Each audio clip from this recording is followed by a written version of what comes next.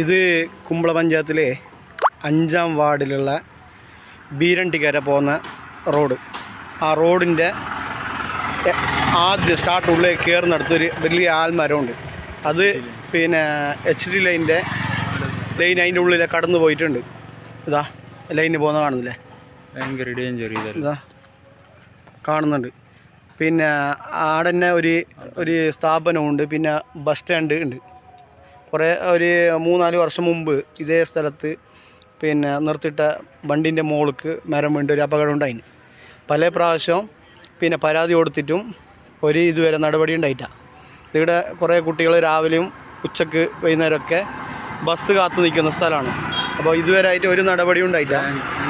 ഇതെന്തെങ്കിലും അപകടം സംഭവിച്ചാൽ ഇതുമായിട്ട് ബന്ധപ്പെട്ട ഉദ്യോഗസ്ഥന്മാരായിട്ടും ഉത്തരവാദി. പല പ്രാവശ്യം നമ്മൾ പരാതി കൊടുത്തിന്, ആരും ഒരു മൈൻഡാക്കിയില്ല.